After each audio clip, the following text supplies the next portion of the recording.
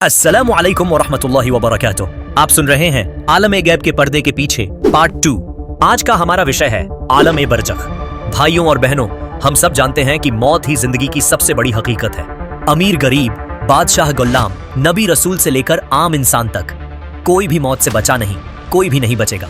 कुरान में अल्लाह ताला ने फरमाया, हर जान को मौत का जायका चखना ही होगा। सूरह आले इमरान 185। लेकिन मौत मतलब आखिर नहीं, मौत तो एक दरवाजा है जहां से इंसान की नई जिंदगी शुरू होती है, और वह है आलम-ए बरज़ख। बरज़ख का मतलब है पर्दा या रुकावट, यानी दुनिया और आखिरत के बीच का जो मध्यकालीन आलम है, उसका नाम है बरज़ख। इंसान मौत के बाद से कयामत तक इसी बरज़ख की जिंदगी में रहेगा। अल्लाह ताला कुरान में फरमाता है, उनके आगे एक पर्दा बरज़ख यह है जो कयामत के दिन तक रहेगा। सूरह मोमिनून 100। यह आयत साफ तौर पर बताती है कि मौत के बाद इंसान एक नए आलम में दाखिल होता है जहां वह कयामत तक रहेगा। अब आइए देखते हैं इस बरज़ख में क्या होता है।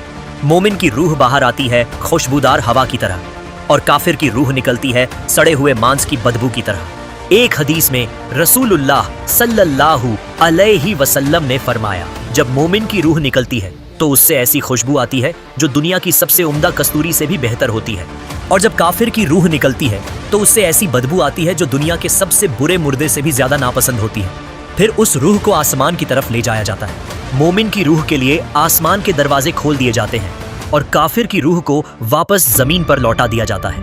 कब्र के अंदर आते हैं दो फरिश्ते, मुनकर और नकीर। वे मरने वाले को बिठाते हैं और 3 सवाल करते हैं, तुम्हारा रब कौन है, तुम्हारा दीन क्या है, तुम्हारा नबी कौन है। मोमिन आसानी से जवाब देता है, मेरा रब अल्लाह है, मेरा दीन इस्लाम है और मेरे नबी हजरत मोहम्मद सल्लल्लाहु अलैहि वसल्लम हैं। तब फरिश्ते कहते हैं, तुमने सच कहा। फिर उसकी कब्र को फैलाया जाता है, जन्नत की खिड़की खोली जाती है और वह जन्नत की खुशबू महसूस करता है। लेकिन काफिर या मुनाफिक जवाब नहीं दे पाता। वह कहता है, हाँ मैं नहीं जानता। उसकी कब्र तंग हो जाती है, अजाब शुरू हो जाता है और वह कयामत तक तकलीफ झेलता रहता है। एक सहाबी रज़ियल्लाहु ताला अन्हु ने रसूलुल्लाह सल्लल्लाहु अलैहि वसल्लम से पूछा, या रसूलुल्लाह, कब्र की पहली रात कैसी होगी? तो आप सल्लल्लाहु अलैहि वसल्लम रो पड़े और फरमाया, वह सबसे डरावनी रात होगी। मोमिन बंदे के लिए वह आसान कर दी जाएगी, मगर गुनहगार के लिए वह सबसे कठिन रात होगी। भाइयों और बहनों, बरज़ख की जिंदगी इंसान की असल पहचान का इजहार है। दुनिया में हम जो भी करते हैं वही वहां सामने आता है। अगर कोई नमाज पढ़े, कुरान तिलावत करे, सदका करे, अच्छे अमाल करे, तो उसकी कब्र रोशनी से भर जाएगी। उसके साथ होंगे नमाज, रोजा, कुरान और नेक अमाल। लेकिन अगर कोई गुनाहों में डूबा रहे, अल्लाह की नाफरमानी करे, तो उसकी कब्र अंधेरी होगी, तंग होगी और वह अजाब में रहेगा। एक हदीस में आया है कि कब्र का अजाब इतना भयानक होगा कि अगर दुनिया के लोग उसे सुन पाते तो कोई भी दफनाने नहीं जाता। रसूलुल्लाह ने फरमाया, अगर मुझे यह डर ना होता कि तुम लोग मुर्दे दफनाना छोड़ दोगे तो मैं तुम्हें कब्र का अजाब सुना देता। बरज़ख का एक और राजद यह है कि मोमिनों की रूहें जन्नत की चिड़ियों के पंखों पर बैठती हैं। वे जन्नत के फल खाते हैं, जन्नत की नहरों का पानी पीते हैं और अल्लाह की रहमत में रहते हैं। शहीदों की रूहें भी इसी बरज़ख में जन्नत की नेमतें पाती हैं। दूसरी तरफ काफिरों की रूहें कैद रहती हैं सिज्जीन में। उनके सामने होता है आग का दरवाजा, अजाब के फरिश्ते उन्हें मारते हैं और वे कयामत के इंतजार में तकलीफ सहते रहते हैं। भाइयों और बहनों, आलम-ए बरज़ख हमारे लिए एक बड़ी सीख है।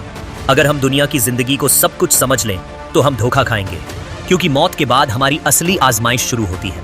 कब्र आखिरत का पहला पड़ाव है।